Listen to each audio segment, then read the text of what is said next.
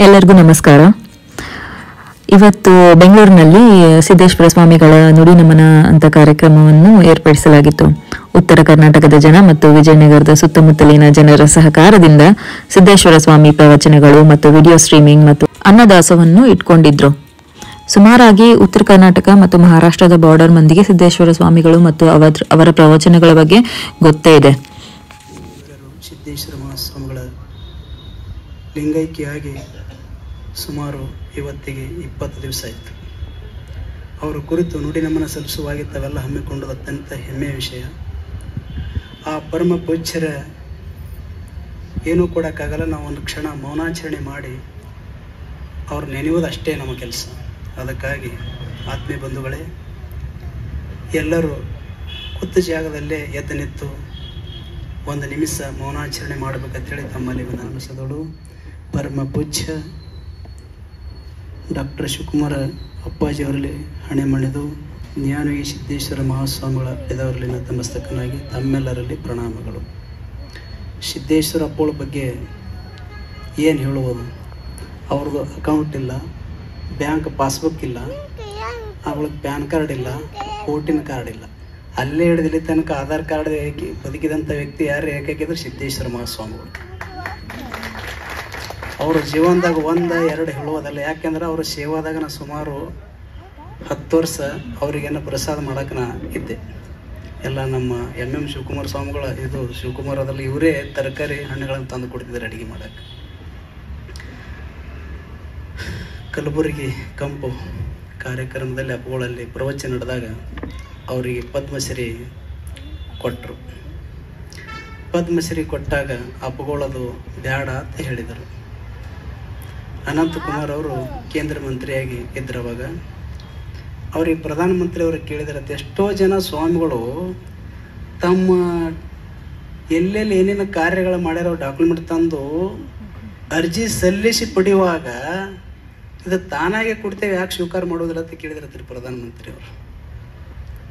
ಅವಾಗ ಅವರು ಅನಂತಕುಮಾರ್ ಅವ್ರು ಹೇಳಿದ್ರತ್ತ, ನಾ ಇದ್ರ ಬಗ್ಗೆ ಏನೂ ಹೇಳಂಗಿಲ್ಲ, ಗುರುಗಳ ಜೊತೆನೇ ಮಾತಾಡ್ರಿ ಅಂದ್ರೆ ಅವ್ರ ಸಂಪರ್ಕ ಸಿಗ್ತಾರೆ ಅಂತ ಕೇಳಿದ್ರತ್ತ ಪ್ರಧಾನಮಂತ್ರಿ. ಅವ್ರ ಮಕ್ಳು ಸೇವಕಿರ್ತಾರೆ, ಅವ್ರ ಬಳಿ ಮಾತ್ರ ಫೋನ್ ಇರ್ತಾವೆ, ಅವ್ರ ಕಡೆ ಫೋನು ಇರೋದಿಲ್ಲ, ಏನೂ ಇರೋದಿಲ್ಲ ಹೇಳಿ ಒಂದು ನಂಬರ್ ಕೊಟ್ಟರು ಅವ್ರಿಗೆ. ಕೊಟ್ಟ ಬಳಿಕ ಪ್ರಧಾನಮಂತ್ರಿಯವರು ಸಂಪರ್ಕ ಮಾಡಿದರು.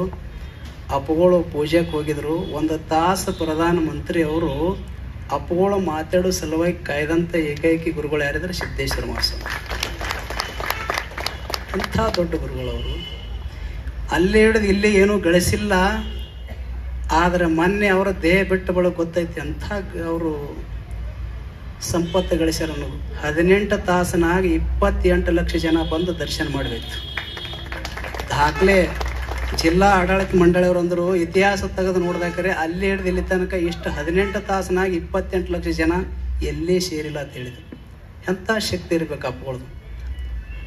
ಅವ್ರ ಬಗ್ಗೆ ಬರೀ ಹೇಳೋದಷ್ಟೇ, ಆದ್ರೆ ಪ್ರವಚನ ಹೇಳ್ತೀನಿ, ಅಧ್ಯಾತ್ಮ ಹೇಳ್ತೀನಿ ಅಂದ್ರೆ ಅದು ಸೂರ್ಯನ ಮುಂದೆ ತೀಪಿಟ್ಟಂಗೆ ಆಗ್ತದೆ. ಅಂಥ ಶಕ್ತಿ ಅಪ್ಪಗಳದು.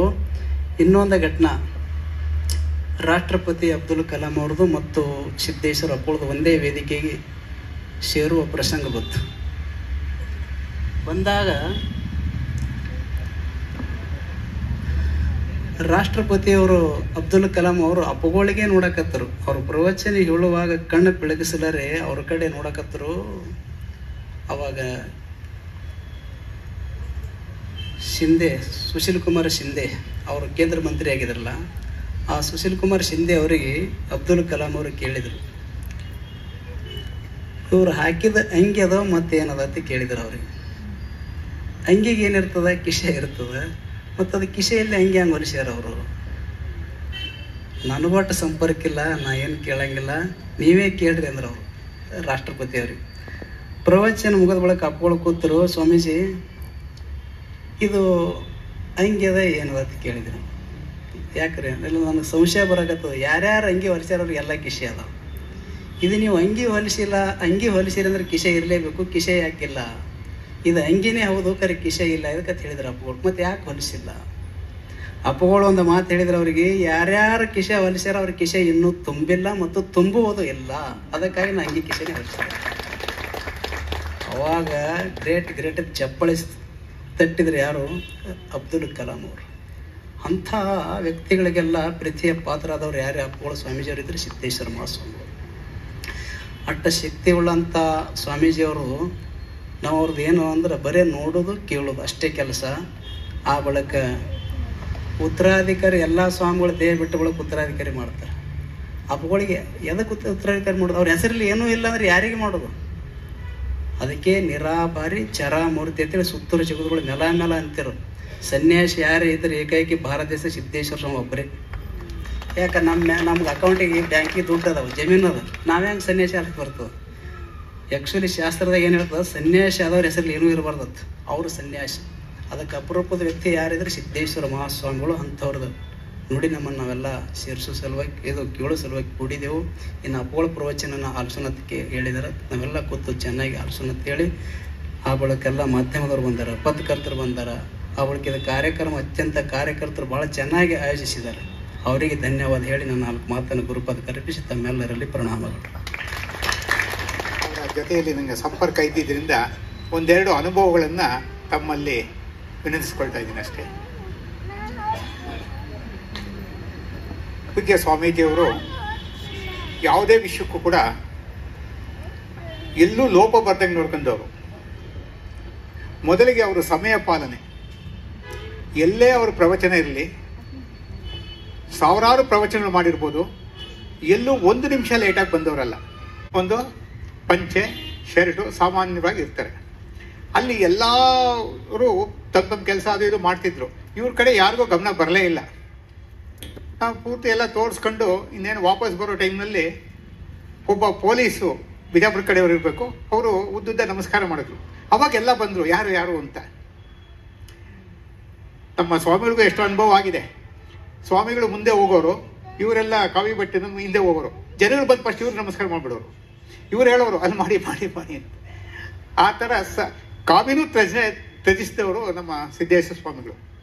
ಎರಡನೇದು ಆಹಾರದ ಬಗ್ಗೆ ಎಷ್ಟು ಕಾಳಜಿ ಅವರಿಗಿತ್ತು ಅಂದರೆ, ಒಮ್ಮೆ ನಾವೆಲ್ಲ ಚರ್ಚೆ, ಅವರು ಸಾಮಾನ್ಯ ಸತ್ಸಂಗ ಮಾಡೋರು ಎಲ್ಲ ಕಡೆನೂ, ಆ ಸತ್ಸಂಗದಲ್ಲಿ ಹಿಂಗೆ ಚರ್ಚೆ ನಡೀತಿತ್ತು. ನಮ್ಮ ಊಟದ ತಟ್ಟೆಗೋ ಊಟದ ಎಲೆಗೋ ಒಂದು ತುತ್ತು ಅನ್ನ ಬಂದು ಬೀಳಬೇಕಾದ್ರೆ ಎಷ್ಟು ಜನ ಅದರಿಂದ ಕಷ್ಟಪಟ್ಟಿರ್ತಾರೆ ಅನ್ನೋದ್ರ ಬಗ್ಗೆ ಚರ್ಚೆ ನಡೀತು. ನಾವು ಹೇಳ್ತಾ ಇದ್ವಿ, ಹೊಲದಲ್ಲಿ ಉತ್ತು ಬಿತ್ತು, ಅದನ್ನು ಭತ್ತ ಆದಮೇಲೆ ಅದನ್ನು ಮಾಡೋದು ಮಾಡಿ ಫ್ಯಾಕ್ಟ್ರಿ ಇದು ಮಿಲ್ಗೆ ಹೋಗಿ ಮತ್ತೆ ಮನೆಗೆ ಬಂದು ಅದನ್ನು ಅಡಿಗೆ ಮಾಡಿ ನಮ್ಮ ತಡೆ ಇಷ್ಟು ಜನದ್ದು ಸಮಯ ವ್ಯರ್ಥ ಆಗುತ್ತೆ ಅಂತ. ಅವಾಗ ಸ್ವಾಮೀಜಿಯವರು ಒಂದು ಮಾತು ಹೇಳಿದ್ರು, ಅಷ್ಟೇ ಅಲ್ಲ ರೀ, ಸೂರ್ಯ ಅವನ ಕಾವಿಂದ ನೀರು ಮೇಲೋಗ್ಬೇಕು, ಮೋಡ ಆಗಬೇಕು, ಮಳೆ ಕರಿಬೇಕು, ಮತ್ತೆ ನೀರು ಬಿದ್ದು ಆಮೇಲೆ ಉತ್ತು ಬಿತ್ತದು. ಸೂರ್ಯನಿಂದ ಹಿಡಿದು ಎಲ್ರಿಗೂ ನಾವು ಅನ್ಯಾಯ ಮಾಡ್ದಂಗೆ. ಅದರಿಂದ ಯಾವುದೇ ಕಾರಣಕ್ಕೂ ಯಾರು ಯಾವುದೇ ರೀತಿಯ ಆಹಾರನ ಪೋಲ್ ಮಾಡಬಾರ್ದು ಅನ್ನೋ ಬಗ್ಗೆ ತುಂಬ ಸೂಕ್ಷ್ಮವಾಗಿ ಹೇಳ್ತಿದ್ರು. ಕೃಪೆಗೆ ಪಾತ್ರ ಆಗಬೇಕು ಅಂದರೆ ಯಾವುದೇ ಕಾರಣಕ್ಕೂ ಯಾವತ್ತೂ ನಿಮ್ಮ ತಟ್ಟೆಯಲ್ಲಿ ಯಾವುದೇ ರೀತಿಯ ಆಹಾರ ಪದಾರ್ಥಗಳನ್ನ ಬಿಡಬೇಡಿ. ಬಡಿಸ್ಕೋಬೇಕಾದ್ರೆ ಎಷ್ಟು ಬೇಕೋ ಅಷ್ಟು ಬಡಿಸ್ಕೊಳ್ಳೋಣ, ಅಷ್ಟನ್ನೇ ಇದು ಮಾಡೋಣ. ಇನ್ನೊಬ್ಬರ ಒಂದು ಕಷ್ಟ ಪಟ್ಟು ಮಾಡಿದ್ದನ್ನು ನಾವು ವ್ಯರ್ಥ ಮಾಡಬಾರ್ದು. ಇದು ಇವೆರಡು ಅಲ್ದಿರ ನಿಮಗೆಲ್ಲ ಗೊತ್ತು, ಯಾವುದೇ ಧರ್ಮ ತಗೊಳ್ಳಿ, ಬೌದ್ಧ ಧರ್ಮ ಆಗಿರ್ಬೋದು, ಜೈನ ಧರ್ಮ ಆಗಿರ್ಬೋದು, ಮುಸ್ಲಿಂ ಆಗಿರ್ಬೋದು, ಇಲ್ಲ ಕ್ರಿಶ್ಚಿಯನ್ ಆಗಿರ್ಬೋದು, ಯಾವುದೇ ಆಗಿರಲಿ, ಅವೆಲ್ಲ ಹುಟ್ಟಿರೋ ಧರ್ಮ, ಸ್ಥಾಪನೆ ಆಗಿರೋ ಧರ್ಮಗಳು. ಯಾವುದು ಹುಟ್ಟುತ್ತೆ ಅದು ಒಂದಲ್ಲ ಒಂದಿನ ಸಾಯುತ್ತೆ. ಆದರೆ ನಮ್ಮ ಸನಾತನ ಧರ್ಮ ಇದೆಯಲ್ಲ, ಅದಕ್ಕೆ ಹುಟ್ಟು ಇಲ್ಲ, ಸಾವು ಇಲ್ಲ. ಈ ಮಾತನ್ನು ಅವರು ನನಗಿವತ್ತು ಆ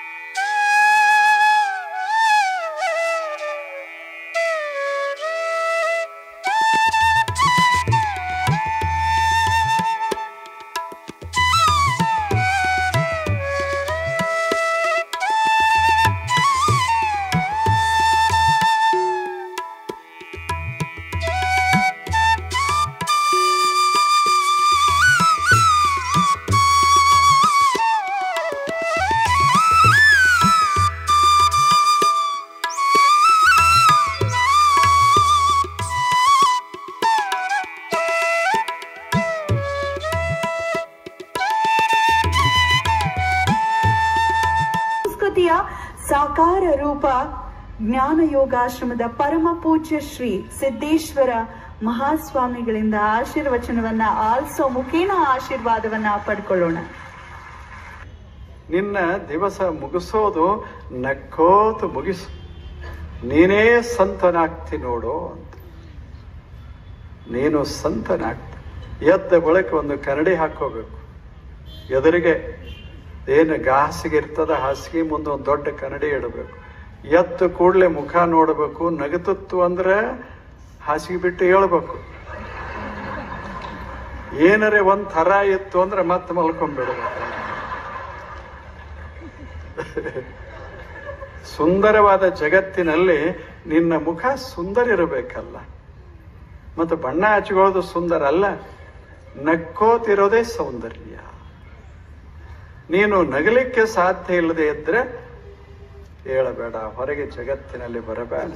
ಅಂದ್ರೆ ಸುಮಾರು 1958 ಅವರು ಅವರ ಗುರುಗಳಿಂದ ದೀಕ್ಷೆಯನ್ನು ಸ್ವೀಕರಿಸಿದ್ರು ಅಂತಕ್ಕಂಥದನ್ನ ಹೇಳಲಾಗತ್ತೆ. ತದನ 1958ರಿಂದ ನಾವು ಇವತ್ತು 2022 ಇದ್ದೀವಿ ಅಂತಂದ್ರೆ ಹೆಚ್ಚು ಕಡಿಮೆ 64-65 ವರ್ಷಗಳ ಕಾಲ ತಾವು ಏನು ಪ್ರವಚನವನ್ನ ಮಾಡಿದ್ರು, ತಮ್ಮ ಗುರುಗಳು ಏನ್ ಪ್ರವಚನ ಮಾಡ್ತಾ ಇದ್ರು, ಆ ಸಿದ್ಧಾಂತ ಶಿಖಾಮಣಿಯನ್ನ ಕ್ಷಣದಲ್ಲಿ ಮೊದಲ ಬಾರಿಗೆ ಅವರ ಗುರುಗಳು ನಾನು ಪ್ರವಚನ ಮಾಡ್ತಾ ಹೋಗ್ತೀನಿ ನೀನ್ ಬರಿ ಅಂತ ಹೇಳಿದ್ರಂತೆ. 400 ಪುಟಗಳಷ್ಟಾಯ್ತಂತೆ ಆ ಪ್ರವಚನ. ಅದನ್ನು ಓದಿ ಗುರುಗಳು ಖುಷಿ ಪಟ್ಟು ಇವರಿಗೆ ಆ ಪುಸ್ತಕವನ್ನ ಪ್ರಕಾಶಿಸ್ತಕ್ಕಂತ ಒಂದು ಅನುಮತಿ ಗುರುಗಳಿಂದ ದೊರೀತಂತೆ. ಆ ಪುಸ್ತಕದಿಂದ ಹಿಡಿದು ಇವತ್ತಿನವರೆಗೆ ಏನೇನೆಲ್ಲ ಹೇಳಿದ್ರೋ ಆ ರೀತಿ ಜೀವನ ನಡೆಸಿ ತೋರಿಸಿದ್ರು ಅನ್ನುವ ಕಾರಣಕ್ಕೋಸ್ಕರ ಇವತ್ತು ಜನ ಇಷ್ಟೊಂದು ದೊಡ್ಡ ರೀತಿಯಲ್ಲಿ ಸಿದ್ದೇಶ್ವರ ಶ್ರೀಗಳ ಅಗಲಿಕೆಯನ್ನ ನೋಡ್ತಾ ಇದೆ ಅಂತ ನನಗೆ. ಈಸುಗಾರ ಸಣ್ಣವಿದ್ದಾಗ ಈಗ 50 ವರ್ಷ ಈಶಾಡಿಲ್ಲ. ಹೆಂಗ ಮನಸ್ಸು ಹೆಂಗ್ ಕೆಲಸ ಮಾಡುತ್ತೆ. ಈಸಾಡ್ದ 1 ತಾಸ 2 ತಾಸ ಇದು ರಾಶಿ ಆಗಕ್ ಶುರುವಾಯಿತು. ಸಂಪತ್ತಿನ ರಾಶಿ. ಮಧ್ಯಾಹ್ನ ಆಯ್ತು, ನೀರು ಕುಡಿಯಂಗಿಲ್ಲ, ಅನ್ನ ಉಣ್ಣಂಗಿಲ್ಲ. ಯಾಕೆ? ಗಳಿಸಬೇಕಲ್ಲ, ಗಳಿಸಬೇಕಲ್ಲ. ಅನ್ನಕ್ಕಾಗಿ ಗಳಿಕೆ ಅನ್ನೋದನ್ನ ಮರ್ತ ಬಿಟ್ಟ. ಅನ್ನ ಬಿಟ್ಟ ಗಳಿಕೆ ಶುರುವಾಯಿತು. ನೋಡುವಾಗ ಎಷ್ಟು ಆನಂದ ಆಗ್ತಿತ್ತು. ಹೋಗೋದು ಬರೋದು, ಹೋಗೋದು ಬರೋದು. ಸಾಯಂಕಾಲ ಆಯ್ತು, ರಾಶಿಯಾಗಿ ಬಿದ್ದಿತ್ತು ಸಂಪತ್ತ. ಎಲ್ಲ ನಂದೇ ಅಂದ. ಮಕ್ಕಳು ಇಷ್ಟ ಆನಂದ ಆಗಿದ್ರು, ನಾವಿಷ್ಟು ಶ್ರೀಮಂತರಾದೇವಲ್ಲ ಅಂತ. ಮಹಾಮಂತ್ರಿಗೆ ತಾಪ ಆಯ್ತು, ಇಷ್ಟೆಲ್ಲ ಕಳ್ಕೋತೇವಲ್ಲ ಅಂತ. ಅವಾಗ ಮಹಾರಾಜ ನೋಡ್ತಾನೆ ಇದ್ದ. ಮುದುಕನಿಗೆ ಹೇಳ್ದ, ಸಾಕಲ್ಲ, ಬೇಕಾದಷ್ಟಾಯ್ತು, ಸಾಕಲ್ಲ ಮಹಾರಾಜರೇ, ಇನ್ನ ಸೂರ್ಯ ಮುಳುಗಿಲ್ಲ, ಇದೊಂದು ಕೊನೆ ಸಲ ಹೋಗ್ತೇನೆ ಮಹಾರಾಜರೇ ಅಂದ. ಆಯ್ತು ನಿನ್ನಿಚ್ಛೆ, ಹೋಗು ಅಂದ್ರು. ಹೋಗಿ ಬಾ ಅಲ್ಲಿಲ್ಲ, ಹೋಗು ಅಂದ್ರು. ಸೋತಿದ್ದ ಮುದುಕ, ಮೈಯಲ್ಲಿ ತ್ರಾಣ ಇರಲಿಲ್ಲ. ಕೊನೆ ಕ್ಷಣ ಹೋದ, ಆ ದಂಡಿ ಮುಟ್ಟಿದ, ತಿರುಗಿ ಬಂದ. ಇನ್ನೇನು ದಂಡಿ ಮುಟ್ಟಬೇಕು ಅನ್ನುವುದರಾಗ ಹಾರ್ಟ್ ಫೇಲ್. ಸಂಪತ್ತ ನಕ್ತೋ, ಮುದುಕ ಹೋದ. ಮಹಾರಾಜ ನಕ್ಕ, ಹೇಳ್ದ, ಚಿಂತೆ ಮಾಡಬೇಡ ಮಹಾಮಂತ್ರಿಯೇ, ಎಲ್ಲರದು ಪರಿಸ್ಥಿತಿ ಹೀಗೆ. ನಮ್ಮ ಸಂಪತ್ತ ಯಾರ್ದು ಆಗೋದಿಲ್ಲ, ಅವರೇ ಹೋಗ್ತಾರ. ಯಾಕೆ? ಅದು ಒಳಗೆ ಹಂಗೆ ಮಾಡಿಸ್ತದೆ. ಸಿದ್ದೇಶ್ವರ ಸ್ವಾಮಿಗಳ ಪ್ರವಚನ ಮತ್ತು ಜ್ಞಾನದ ಬಗ್ಗೆ ಉತ್ತರ ಕರ್ನಾಟಕದಲ್ಲಿ ಎಲ್ಲರಿಗೂ ಗೊತ್ತೇ ಇದೆ, ಬೆಂಗಳೂರಿನ ಜನರಿಗೆ ಅಷ್ಟು ಪರಿಚಯವಿಲ್ಲ. ಸೊ ಈ ಥರದ ಕಾರ್ಯಕ್ರಮದಿಂದ ಅವರಿಗೂ ಕೂಡ ತಿಳಿದುಕೊಳ್ಳುವ ಕುತೂಹಲ ಬೆಳೆಯುವುದು. ನಾನು ಆ್ಯಕ್ಚುಲಿ ದೇವ್ರನ್ನ ಬಿಟ್ಟು ಬೇರೆ ಯಾರನ್ನೂ ನಂಬಲ್ಲ. ಬಟ್ ಐ ಥಿಂಕ್ ನಾನು 10th ಸ್ಟ್ಯಾಂಡರ್ಡ್ ಇದ್ದಾಗ ಅವರು ಹುಬ್ಳಿಗೆ ಬಂದಿದ್ದರು. ಆವಾಗಿಂದ ನಮ್ಮಪ್ಪ ಹೋಗ್ತಿದ್ರು ಅವ್ರ ಪ್ರವಚನ ಕೇಳಲಿಕ್ಕೆ. ಸೊ ಅವರು ಎಷ್ಟೊಂದು ಕ್ಯಾಸೆಟ್ ತೊಗೊಂಡು ಬಂದಿದ್ರು. ಆ ಕ್ಯಾಸೆಟ್ನ ಮನೇಲಿ ಹಾಕಿದಾಗ ಅದು ಹೆಂಗಿತ್ತಂದರೆ, ಈಗ ಬೇರೆಯವ್ರು ಹೆಂಗೆ ಪ್ರವಚನ ಹೇಳ್ತಾರಲ್ಲ ಸ್ವಾಮಿಗಳು, ಅದು ಬೇರೆಯೇ. ಇವ್ರ ಕತೆ ನೆರೇಟ್ ಮಾಡ್ದಂಗೆ, like you will feel like listening to his stories. ಅದು ಯಾರೇ ಇರಲಿ, ಅದು ಹೆಂಗಂದರೆ it's very attractive voice and the way he narrates it. ಅದು ತುಂಬ ಗ್ರಾಸ್ ರೂಟ್ ಲೆವೆಲ್ ಜನಕ್ಕೆಲ್ಲ ಭಾಳ ಸಿಂಪಲ್ ಆಗಿ ಇರೋ ಸ್ಟೋರಿಗಳಿಂದ ತಿಳಿಸ್ತಿದ್ರು. ಸೊ ಅವ್ರು ತೀರ್ಕೊಂಡಿದ್ದಾಗ ನಾನು ಯಾರಿಗೂ ಆ ಥರ ಹತ್ತಿಲ್ಲ. ಅವತ್ತೊಂದು ದಿನ ಅದು ವಿಡಿಯೋ ನೋಡಿ ಬಿಕ್ಕಿ ಹತ್ತಿದ್ದು ಕೂಡ ಇದೆ. ಒಂದೇ ಇದು ಅಂದರೆ, ನಾನು ಅವ್ರನ್ನ ನೇರವಾಗಿ ಲೈವ್ ಆಗಿ ಯಾವುದು ಪ್ರವಚನ ಕೇಳಿಲ್ಲ, ಬಟ್ ಯೂಟ್ಯೂಬಲ್ಲಿ ಅವ್ರದ್ದೆಲ್ಲ ಪ್ರವಚನಗಳನ್ನು ನಾನು ಕೇಳಿದ್ದೇನೆ. ಸೊ ಇಲ್ಲಿ ಕೆಳಗಡೆ ಲಿಂಕ್ ಹಾಕ್ತೀನಿ ಕೆಲವೊಂದು ನನ್ನ ಫೇವ್ರೆಟ್ ಇರೋದನ್ನು, ಸೊ ನೀವು ಕೂಡ ನೋಡ್ಬೋದು.